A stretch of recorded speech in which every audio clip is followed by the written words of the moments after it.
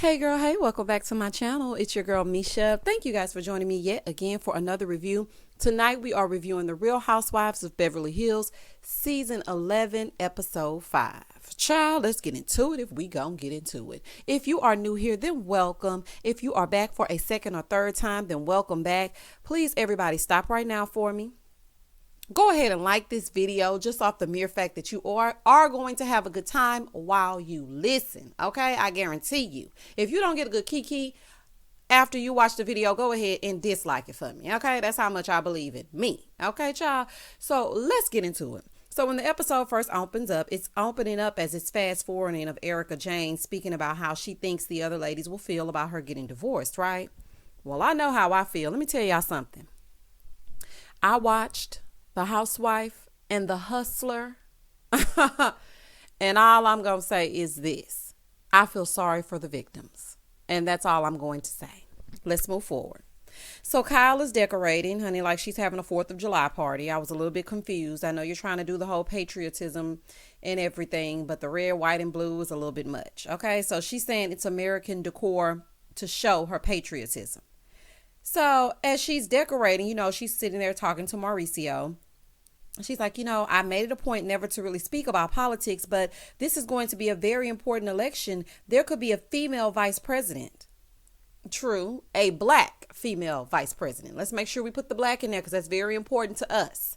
Now, I know a lot of people who may listen to this review may say, well, it really doesn't matter. It matters a lot. Okay, you need to make sure you say a black female president. Moving forward, it's very important.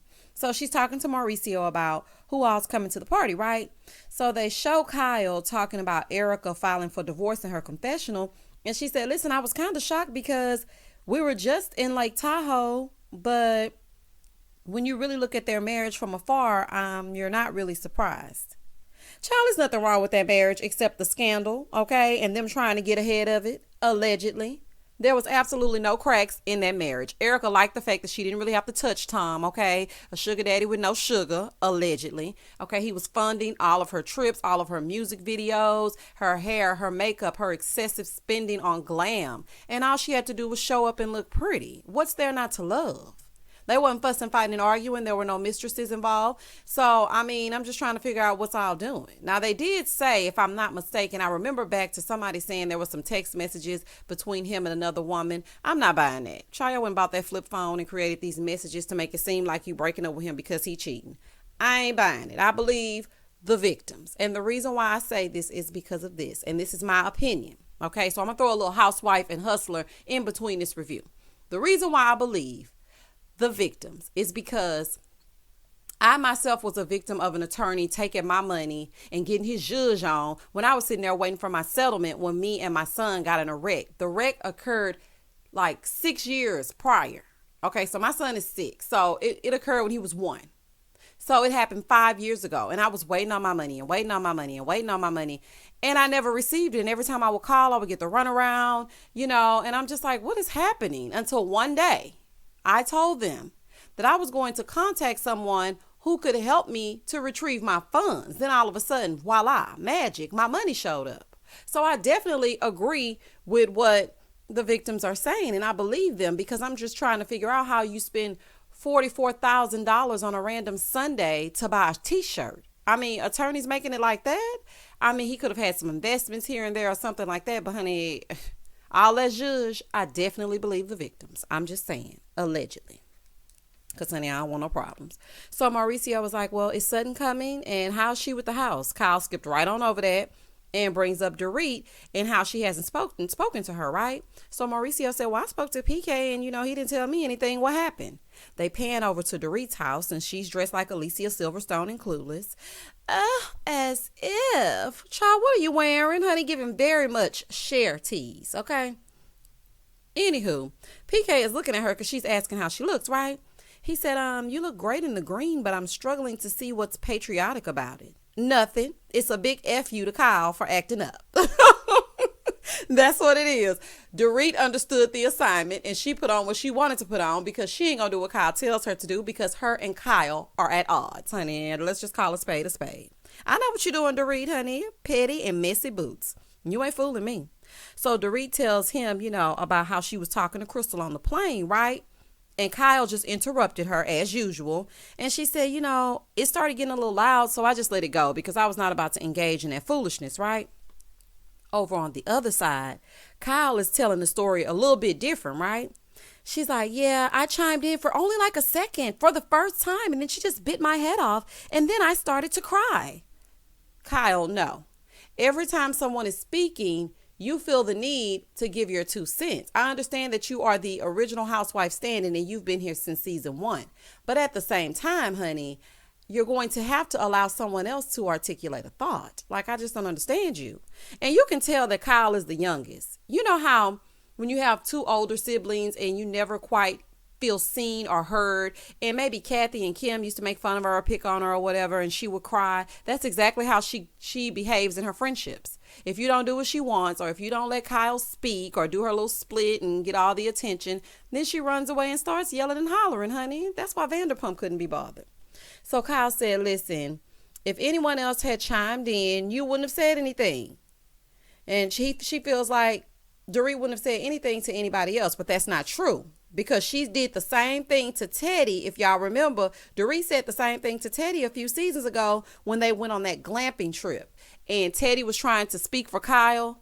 And Dorit was like, can I just finish my thought? Like, you're continuously cutting me off. Just let me finish what I'm saying. So Dorit would have definitely said the same thing to anybody else. So Kyle, you don't have a case there, honey. Just learn to wait your turn. That's it. So PK said, listen, just do it back and say, listen, that's how it feels, and make sure that I'm there to see it. Baby, the P in PK stands for petty. Honey, I love a petty housewife husband. I love it. Go ahead on, honey. They need to put PK and Peter Thomas from Real Housewives of Atlanta, even though he's no longer married to Cynthia. They need to put those 2 together and throw in Mauricio for some good looks and some zhuzh. And baby, that is a show I can get around. Do y'all hear me? So it's the night of the party, and Crystal and her husband are on their way, and they're talking about how her trip went when they're in the car, right? So listen, she said, listen, I've never really experienced people being so mean to me, but I mean, it is what it is, basically. Then they arrive at Kyle's, and after that, they come in, they speak and everything. Then my fave, Kathy, shows up. Honey, I'm just glad she went to the right house, child. I was afraid she might have showed up at Garcelle's house. Where's the party? You know how Kathy is. Kathy is always lost in the sauce, child. So we just happy she took the right turn instead of the left. So then Cher and PK show up, a.k.a. Dorit, acting as if nothing happened. These ladies, this is their strong suit. They greet each other as if nothing is going on, smiles, makes a little small talk. Then Sutton arrives, and then Lisa shows up. Okay. Lisa shows up in one of her daughter's sequins tracksuits and ponytails. Child, her daughter started dating Scott Disick, and which is much older, and now she's borrowing her clothes. Child, Rena loves attention, because I was trying to figure out what is happening, okay? And then she's like, Harry named my ponytail Barbie. Girl, okay, girl. But it's nice to see something other than that uniformed hairstyle, so we'll take it. Kyle has it set up outside so, they can watch the election, right? So they go outside and they start speaking about Erika. So Lisa said, when we were over her house a year ago, he seemed in good spirits. So they show a little flashback, right? He's telling this story about him being in a Western, being shot off the roof and not using a stunt double. Is that the truth, Tom? Okay. Probably not. Child, I don't know about nothing you saying from here on out. Because when they did that flashback, I was looking and I said, you know what? Because the victims were saying he was really charming. He would tell them, hey, buddy, don't be mad at me. The money's coming and things of that nature. And so when I saw him in this setting at that flashback, I was like, child, I definitely believe what they're saying. And I'm sticking to it. I said what I said and I ain't changing it. She said, there was no sign of divorce. There would not have been a sign of divorce had this not all hell broke loose. I'm just telling you. So Kyle said, if I was going through a divorce, not judging her, but it makes me think, I thought we were closer than that. Kyle, everything is not your business. And Erika is a different breed. She's like a steel trap. So even if there were no scandal behind it, she wouldn't have told y'all. She don't share nothing. So she started to open up a little bit, but not enough to just call you on the phone and be like, girl, Tom getting on my nerves. I'm thinking about filing for divorce. That's not Erika Janes. Okay, so I don't know. She's created this entire persona, and I don't even think she knows who she really is. Because sometimes I look at Erika and I'm like, I know you can't be that mean, callous, cold, and closed off. I know you can't. Because actually, I can see that she wants to be a girl's girl. I can see that she wants to let her walls down. But, I think she's living as the character she portrays when she turns into that sex kitten that does those shows in Vegas on the weekend. I really think that she thinks that's who she really is. So Kyle brings up Sutton and Crystal, right? As if we need any more awkwardness. And Sutton said, I apologize and I feel like we're in a good place. I feel like we're good, right? So then Crystal said, yeah, we're fine. Crystal said, I actually got home and got on the scale and I had lost 5 pounds. They're like, yes, you better thank Sutton. Sutton, thank you for stressing her out. And she lost 5 pounds. So Crystal said, listen, it wasn't a great feeling because I have food issues. And she kind of like slid on past it. But Kyle was like, no. I want to know about that. I want to hear about that. She said, I'm a recovering bulimic. And I say recovering because I don't know anything but that. And when she said that, I said, okay, now I understand why she felt violated when Sutton walked in because, she may have some body issues because of it. And now I understand why she got so emotional about Sutton just busting up in there with that trench coat that could have waited until morning. Honey, none of y'all steal. You could have left that coat downstairs, child. Anywho, Kathy said, it was really brave of you to share that with us. And we thank you, for sharing it. So Crystal said, yeah, I was very stressed this trip. So I really just didn't want to eat. And she's been suffering from it since she was 11, but she doesn't suffer from it on a daily basis, right? So then Kyle and Dorit go off to the side to talk about the plane ride, right? Kyle said, listen, it's not the first time that we've had this conversation in this exact room. They do a little flashback of them sitting there talking about something else. She said, either we're going to have to fix it or we're not going to be friends.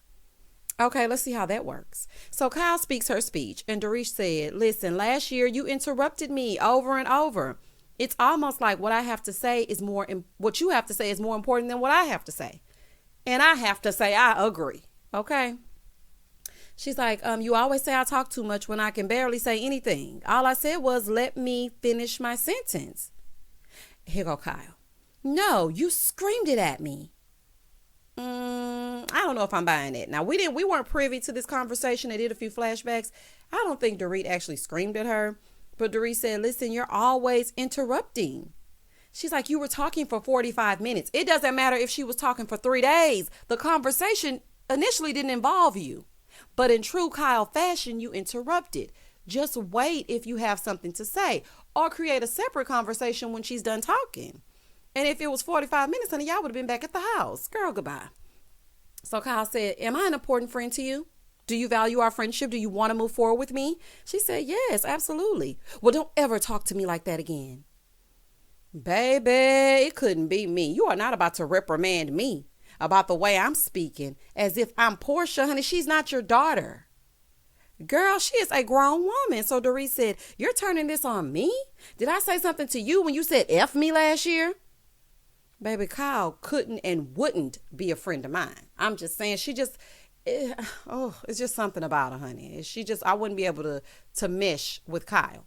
So then Kyle starts giving this, exaggerated excuse. We were both in a heated argument at that time and, things were said. No, you cannot come and put all of this on her when you interrupted her. Take accountability for your actions. So then Dorit stands up because she's like, I've had enough. So Kyle is like, are we good?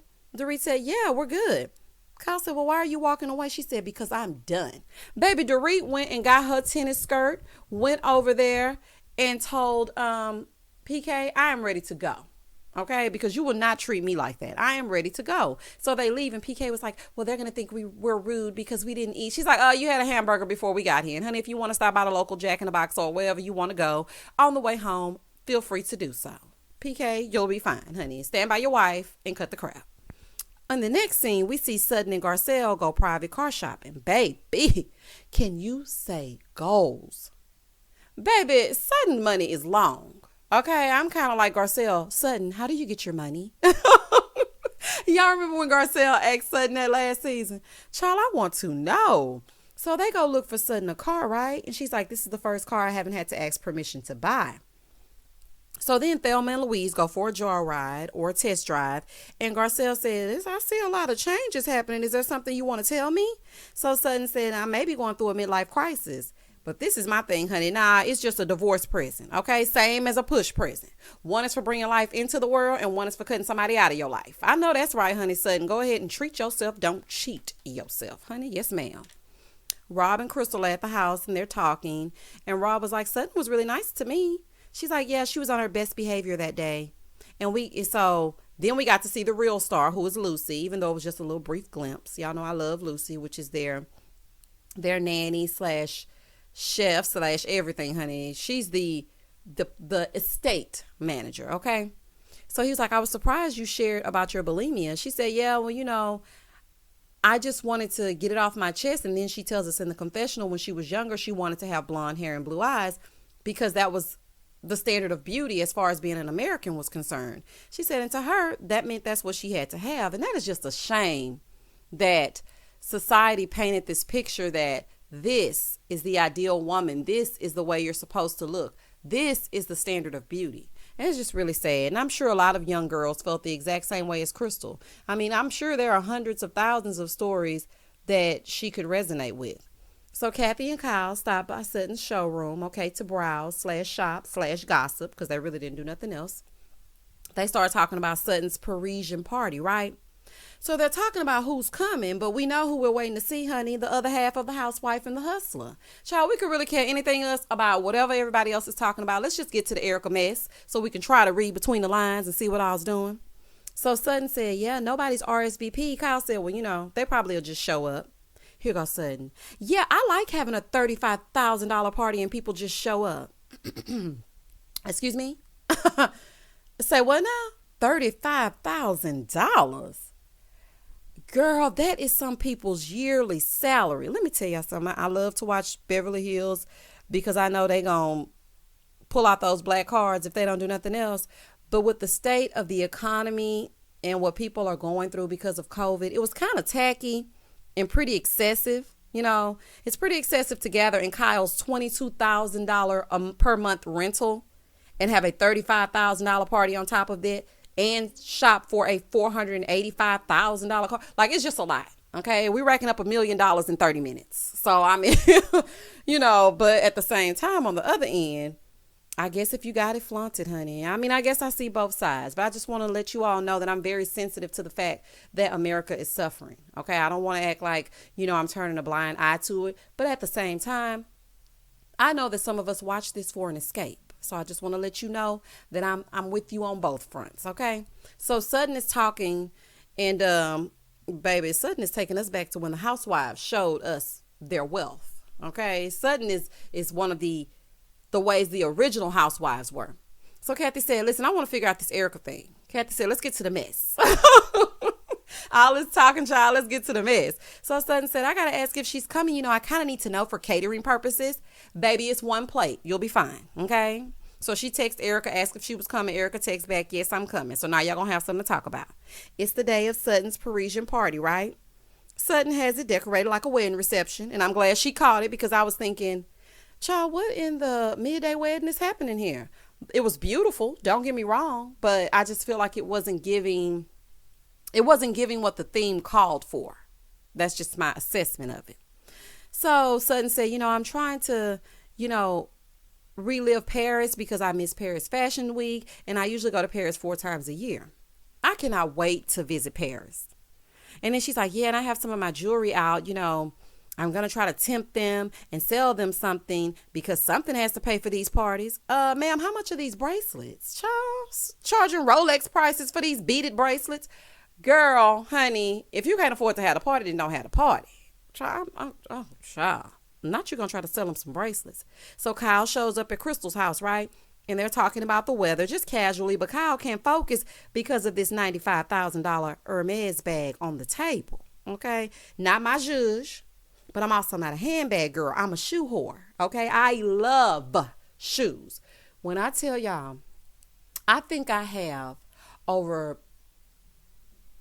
counted recently. I think I have like 600 pairs of shoes. I love shoes. I want to build myself a mini mansion and dedicate an entire floor to my shoes. I love heels. They elongate your legs. They make you feel good. They make you walk sexy. I just love shoes. I'm just a shoe girl. And on top of that, I got to get my zhuzh on while I still can, honey, because, the feet will turn on you at a certain point in your life. So for right now, I'm going to wear my heels everywhere I go. Honey, if I was on the Housewives, I would wear my heels to go get the mail from the mailbox. I'm just saying. So Kyle shows up to her house, as we've been reminded 100 times. Her and Crystal show up because Kyle keeps reminding us, this is my house. This is my house. She's just renting. So she shows up and they're waiting outside to be let in, right? They get inside, then Rinna shows up wearing the same dress as Kyle. Honey, they all shopping at the Rich Lady Outlet. Buying these same dresses. Honey, and Rinna is known to have a Bopsy twin moment. Rinna gonna wear the same thing that somebody else wears if she don't do nothing else. So then Dorit arrives, and Garcelle, and then Kathy. Kyle runs up to show Kathy that, her and Rinna are wearing the same dress, right? Kathy said, you all look beautiful, but this is how I walk around Paris. Baby, jeans and a blazer. Let me tell y'all something. I stan Kathy. Do you hear me? They say true wealth isn't flashy, honey. Comfy and cute, honey. Let them know, Kathy. Baby, jeans, a blazer, and, a pair of shades. And the shades probably cost as much as that house that Kyle is renting to Sutton. Baby, I loved it. I was like, oh, my goodness, child. I really would want to hang out with Kathy. Figure out what I was doing, child. Go somewhere, drink Red Bulls, and eat chips. Child, I love it. So they started discussing the thing with Erika once again, which is the mess, and we want to get to it. Garcelle said, do you think, she really filed? And they're all like, yeah, we think she really filed. Then Garcelle said, shouldn't she have waited? And at first, I'm going to tell you, my first thought was she meant, shouldn't she have waited until after the trial or something, because I'm thinking maybe they know something that they haven't disclosed as far as through the episodes, right? But then Garcelle is saying because he's 82 years old, she should wait for him to kick the bucket.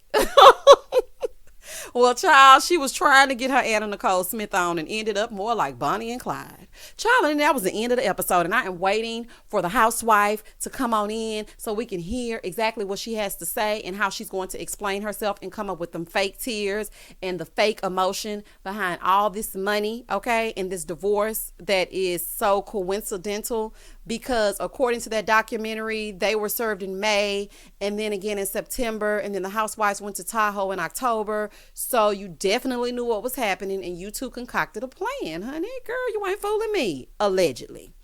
Child, please do not hesitate to like, comment, and subscribe to my channel. Share this with a friend. Y'all subscribe for real though, okay? Because we get together all the time and talk about these ladies. So we need to have some type of family structure. Subscribe to the channel, and as always, stay safe, stay blessed, spread love, not germs. Peace.